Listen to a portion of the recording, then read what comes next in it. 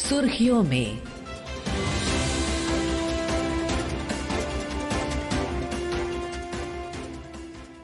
ये आकाशवाणी है। प्रस्तुत है कार्यक्रम सुर्खियों में। इसके अंतर्गत सुनिए विश्व आर्थिक मंच 2025 में भारत के दृष्टिकोण पर चर्चा। इसमें भाग ले रहे हैं आर्थिक विश्लेषक दिलीप चिनॉय। कार्यक्रम का संचालन कर रहे हैं हर्ष रंजन। दावोस में विश्व आर्थिक मंच यानी वर्ल्ड इकोनॉमिक फोरम 2025 की बैठक चल रही है। भारत बहुत ही अहम तरीके से इसमें साझेदारी कर रहा है। भारत के कई केंद्रीय मंत्री और मुख्यमंत्री वहां शामिल होने के लिए गए हैं और वर्ल्ड इकोनॉमिक फोरम 2025 में इस साल का विषय है नवाचार करें, प्रेरित करें, एक सतत भविष्य के लिए निवेश करें। इस मसले पर और वर्ल्ड इकोनॉमिक फोरम से भारत को आने वाले वर्षों में क्या लाभ मिलने वाला है, किस तरीके से हमारी अर्थव्यवस्था को इससे लाभ मिलेगा, इस बारे में बातचीत करने के लिए हमारे साथ उपस्थित हैं दिलीप चिनॉय। दिलीप, आपका बहुत बहुत स्वागत आकाशवाणी में। धन्यवाद हर्ष। और शुरुआत सबसे पहले इसी सवाल से हम करना चाहते हैं आपसे कि जो वर्ल्ड इकोनॉमिक फोरम की बैठक चल रही है, इस बार का विषय भी हमने बताया, और किस तरीके से आप देख रहे हैं कि आने वाले वर्षों में विश्व आर्थिक मंच हमें हमारी आर्थिक जो गोल्स हैं, जो टारगेट हैं, उनको अचीव करने में मदद करने वाला है। तो हर्ष, अगर आप देखें तो इस साल का जो आपने जो थीम बनाया था, और मैं थोड़ा सा अंग्रेजी में कहना चाहता हूँ उनके लिए, क्योंकि मुझे इनोवेट, इंस्पायर, इन्वेस्ट जो है एक सस्टेनेबल फ्यूचर के लिए, भारत के लिए एक बिल्कुल जो हमारी जो प्राइम मिनिस्टर की एक विजन और सोच है, जो इकोनॉमिक ग्रोथ हो हमारी और हम इन्वायरमेंटल सस्टेनेबिलिटी भी मेंटेन करें, ये बिल्कुल इंडिया की जो इकोनॉमिक, टेक्नोलॉजी और एनवायरनमेंट पॉलिसी फ्रेमवर्क है वो बिल्कुल उससे मेल करता है। और जो उन्होंने इनोवेशन की जो बात की थी, जिसपे ज्यादा चर्चा हुई थी इस बैठक में, वो था जो टेक्नोलॉजी और डिजिटल ट्रांसफॉर्मेशन के लिए और आर्टिफिशियल इंटेलिजेंस के लिए इंटेलिजेंस पे काफी बात हुई थी। दर्शकों को ये उनको पता होना चाहिए कि भारत ने एक काफी बड़ा आर्टिफिशियल इंटेलिजेंस एक नेशनल प्रोग्राम बनाया है और हमारा जो डिजिटल पब्लिक इंफ्रास्ट्रक्चर है DPI, वो विश्व भर में एक तरीके से माना गया है। साथ में प्रधानमंत्री ने जो एक इंडियन सोलर अलायंस जो शुरू की थी और वो जो हमें ग्रीन टेक्नोलॉजीज और पूरा जो हम एक तरीके से उसको सस्टेनेबल एनर्जी पे जा रहे हैं, वो दूसरा एक विषय था। और तीसरा जो हमारा डिजिटल स्टैक है, जैसे UPI हो, आधार हो, वो बिल्कुल हमारा एक तरीके से जो थीम है इस साल का डेवोस का, बिल्कुल अलाइन करता है। और अगर आप मैन्युफैक्चरिंग या अगर वो देखें तो मेक इन इंडिया और जो PLI स्कीम्स है और जो हमारे इलेक्ट्रिक व्हीकल्स और एरोस्पेस और सेमीकंडक्टर्स जैसे ड्रोन्स पे और स्पेस टेक्नोलॉजी पे हम देश पे ध्यान दे रहे हैं, वो बिल्कुल एक तरीके से अलाइन करता है। जो इंस्पायर जो दूसरा स्कीम है, मैंने आपको कहा था इंटरनेशनल सोलर अलायंस, जो प्राइम मिनिस्टर का मिशन लाइफस्टाइल फॉर एनवायरनमेंट, वो बिल्कुल अलाइनमेंट ऑफ पॉलिसी है। और हाल ही में हमने जो Indian national hydrogen mission launch किया था। इन्वेस्टमेंट का ये काफी एक महत्वपूर्ण होता है। जैसे आपने कहा, 5 केंद्रीय मंत्री गए थे, 3 चीफ मिनिस्टर्स वहां पे गए थे, तो अलग अलग वहां पे विषय में बातें हुई थी, मेमोरेंडम ऑफ अंडरस्टैंडिंग साइन हुए थे, जैसे कि प्लेटफॉर्म G20 का हो या वर्ल्ड इकोनॉमिक फोरम का हो। देश में जो फेवरेबल इन्वेस्टमेंट क्लाइमेट है उसको एक तरीके से प्रोजेक्ट करना एक बहुत ही अच्छा हमें एक मौका मिलता है। और साथ ही में जो हमारे स्किलिंग, इस टाइम स्किल मिनिस्टर भी गए थे, तो हमारे स्किलिंग और रीस्किलिंग मिनिस्ट्री है, जैसे प्रधानमंत्री कौशल विकास PMKVY है, और अगर आप देखें तो विश्वकर्मा स्कीम है, और जो हम इंटरनेशनल स्किलिंग सेंटर्स कर रहे हैं, तो ये एक तरीके से बिल्कुल एक ही मैच करता है, तो काफी फायदेमंद होगा। और इंडिया की जो पॉलिसीज है उसके साथ जो इस साल का डेवोस का थीम है, बहुत ही ज्यादा अलाइनमेंट है। बिल्कुल। और जैसा कि दिलीप आपने बताया कि 3 मुख्यमंत्री भी गए थे, और खास तौर पर चूंकि मुख्यमंत्रियों की बात हो रही है तो यहाँ महाराष्ट्र राज्य का जिक्र करना चाहेंगे। महाराष्ट्र सरकार ने वर्ल्ड इकोनॉमिक फोरम 2025 में रक्षा, नवीकरणीय ऊर्जा और इलेक्ट्रॉनिक्स जैसे क्षेत्रों में लगभग 15.70 लाख करोड़ रुपए के 54 समझौता ज्ञापनों पर हस्ताक्षर किए हैं, यानी MOU, जिसकी बात आप कर रहे थे। और ये बहुत ही महत्वपूर्ण पहलू है। एक राज्य में निवेश होगा तो न सिर्फ राज्य का विकास होगा बल्कि पूरे देश के आर्थिक विकास में इसका असर पड़ेगा और इसकी बड़ी सकारात्मक भूमिका होगी। इसे आप कैसे देख रहे हैं, महाराष्ट्र में जो MOUs हुए हैं और जो इन्वेस्टमेंट मोस्टली FDI के माध्यम से आने वाले हैं? तो आपने जैसे बताया कि ये 54 MOU करीब 15.7 लाख करोड़ के एक तरीके से हुए हैं। इसके जो स्ट्रेटेजिक फोकस है वो आपका जो कहना थोड़ा दोहराना चाहता हूँ, लेकिन ये ग्रोथ है अक्रॉस क्रिटिकल सेक्टर जैसे डिफेंस, रिन्यूएबल एनर्जी, इलेक्ट्रॉनिक। तो इसमें क्या है, ये रिन्यूएबल एनर्जी जो महाराष्ट्र ये कोशिश कर रहा है कि ये सोलर पार्क्स और विंड एनर्जी फार्म्स और ग्रीन हाइड्रोजन प्रोजेक्ट, और ये जो उनके अंदरूनी कार्य डिस्ट्रिक्ट्स है लाइक विदर्भा और मराठवाड़ा में, वहां पे एक तरीके से फोकस है। दूसरा अगर आप देखें तो इलेक्ट्रॉनिक्स का जो उनका सेमीकंडक्टर और इलेक्ट्रॉनिक कंपोनेंट मैन्युफैक्चरिंग है, वो पूना और औरंगाबाद के ऊपर उसके ऊपर ध्यान दे रहे हैं। Defence of aerospace and defence park, वो उन्होंने एक इंडस्ट्रियल पॉलिसी अभी ही अनाउंस की थी और उसके अंतर्गत ये जो डिफेंस पार्क्स वहां पे बनेंगे।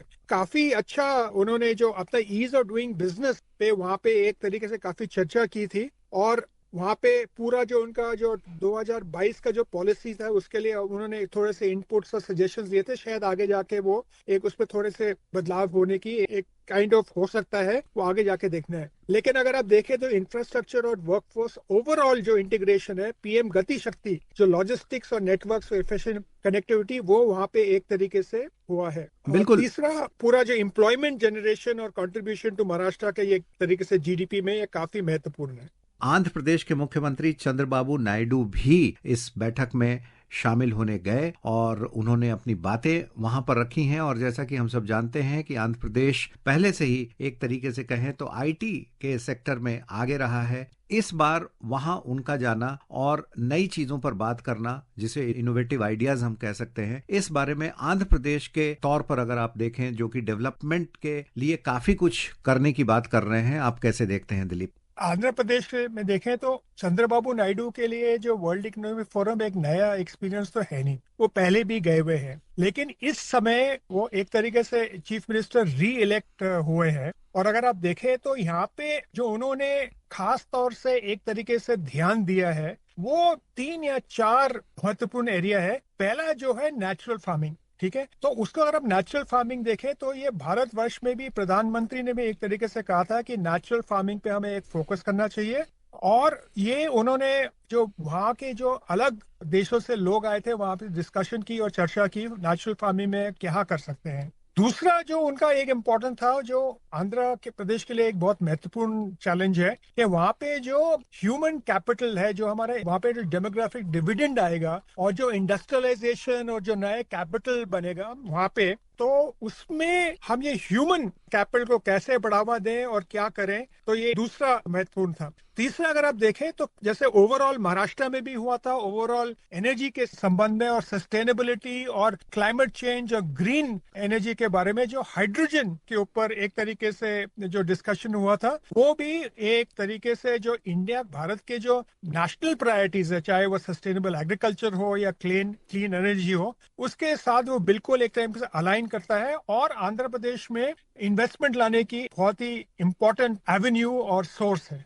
बिल्कुल। अगर वर्ल्ड इकोनॉमिक फोरम 2025 की बैठक में देखें तो इस बैठक में की गई साझेदारियों और समझौतों का लाभ उठाने की योजना भारत कैसे बना सकता है और बेहतर तरीके से, या कहें कैसे बना रहा है, ताकि जो इंक्लूसिव डेवलपमेंट है उसको और बढ़ावा दिया जा सके और देश के भीतर जो आर्थिक असमानताएं हैं उनको और पाटा जा सके, उनको कम किया जा सके। तो अगर आप देखें तो इस फोरम में जो की इश्यूज थे, वो पहला अगर आर्टिफिशियल इंटेलिजेंस ले तो इसमें वो जो थीम था, और इंडिया ने ये पूरा invest India and the world association for investment promotion agencies में एक सेशन किया था, और उस पे वो जो फोकस था सस्टेनेबल डेवलपमेंट पे था, और ये इंडिया के commitment of integrating AI into sustainable development, attracting foreign direct investment. तो ये अगर आप देखें तो ये एक लॉन्ग टर्म था। दूसरा जो जैसे मिनिस्टर जयंत चौधरी गए हुए थे, तो वहां पे जो डिस्कशंस और जो हुआ था कि हम अपने ह्यूमन कैपिटल को कैसे ट्रेन करें, और जो सस्टेनेबल ग्रोथ है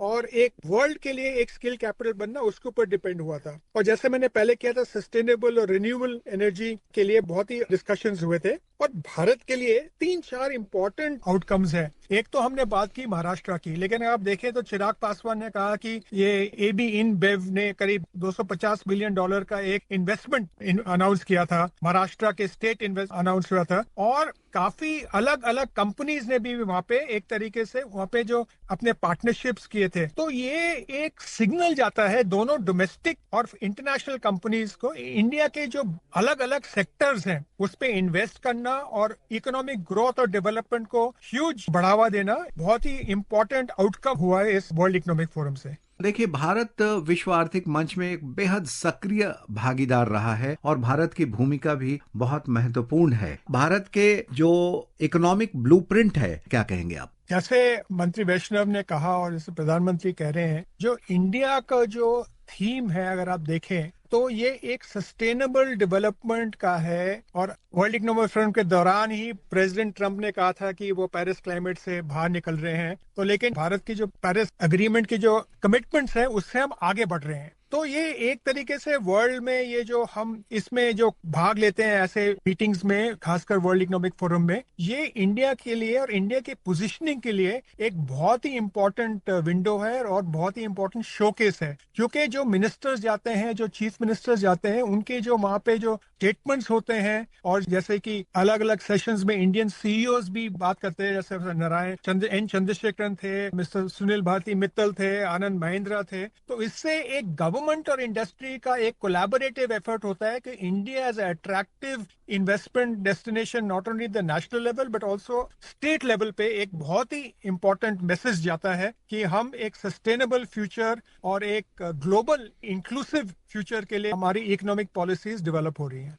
वर्ल्ड इकोनॉमिक फोरम में भारत की सक्रिय भागीदारी के बावजूद दिलीप, वैश्विक आर्थिक सहयोग के संदर्भ में कुछ चुनौतियां भी सामने होती हैं कई बार। क्या है, अगर ऐसी कुछ चुनौतियां हैं जिसे आप देख पा रहे हैं, और इनसे कैसे निपटा जा सकता है? वर्ल्ड इकोनॉमिक फोरम में जब मीटिंग होती है तो उससे पहले वो एक तरीके से आउटकम रिपोर्ट के जो ग्लोबल रिस्क हैं, जो उनकी क्या रिस्क हो सकती है और गवर्नमेंट्स और इंडस्ट्री की क्या चैलेंजेस हैं, तो उसमें आप देखें तो मैं खाली 3 लेना चाहता हूँ। पहले तो बिल्कुल ये टेक्नोलॉजी और आर्टिफिशियल इंटेलिजेंस का था। ये इसको कैसे इम्पैक्ट करेगा, इंडस्ट्रीज को कैसे इम्पैक्ट करेगा, एम्प्लॉयमेंट को कैसे इम्पैक्ट करेगा, और कंपनीज और कंट्रीज इसको कैसे एक तरीके से अपनाए विदाउट ये कोई डिस्ट्रप्शन ना हो। दूसरा जो था ये सारा था जो जियोपॉलिटिकल रिस्क जो हो रहा है, जैसे रशिया यूक्रेन, या अभी तो सीज फायर अनाउंस हो इसके दौरान ही गाजा में जो हो रही थी, और अलग अलग जो कई डिफरेंट एरियाज में एक ग्लोबल अनसर्टनिटी बनी हुई है, उसका एक तरीके से वो था। तीसरा जो इम्पोर्टेंट था वो जो सस्टेनेबिलिटी, और इसमें जो सप्लाई चेन सस्टेनेबिलिटी, उसको डीकार्बनाइजेशन पे कैसे उसको फोकस करें और उसको टेक्नोलॉजिकल एडवांसमेंट्स को कैसे इंटीग्रेट करें। और लास्ट में जो कहना चाहता हूँ जो काफी एक था वो डाइवर्सिटी, इक्विटी और इंक्लूजन। अगर आप देखें तो एक तरीके से जो विमेन हो या जेंडर इनइक्वालिटी हो या सोशल इनइक्वालिटी हो या अलग अलग सेक्शंस जो इकोनॉमिक एक्टिविटी में भाग नहीं ले सकते या बिछड़े, उनको एक तरीके से कैसे उनको इंक्लूड किया जाए और उनको मेन स्ट्रीम में लिया जाए। क्योंकि ट्रम्प भी प्रेसिडेंट बने थे तो ट्रेड रिलेशंस और ग्लोबल मार्केट डायनेमिक्स भी एक तरीके से डिस्कस हुआ था। बिल्कुल दिलीप चिनॉय, आकाशवाणी से बातचीत करने के लिए और इतनी महत्वपूर्ण जानकारियां और अपने जो आपका अनुभव रहा है उसे शेयर करने के लिए बहुत बहुत धन्यवाद। थैंक यू हर्ष। अभी आप सुन रहे थे विश्व आर्थिक मंच 2025 में भारत के दृष्टिकोण पर चर्चा। इसमें भाग ले रहे थे आर्थिक विश्लेषक दिलीप चिनॉय। कार्यक्रम का संचालन कर रहे थे हर्ष रंजन। ये कार्यक्रम आकाशवाणी के समाचार सेवा प्रभाग द्वारा प्रस्तुत किया गया। इसे आप हमारे mobile app news on AIR और YouTube channel news on AIR official पर भी सुन सकते हैं। इस कार्यक्रम के संबंध में अपनी प्रतिक्रिया आप हमें ईमेल या व्हाट्सएप के माध्यम से भेज सकते हैं। ईमेल का पता है AIRNSDtalks@gmail.com और व्हाट्सएप नंबर है 9289 094 044। सुर्खियों में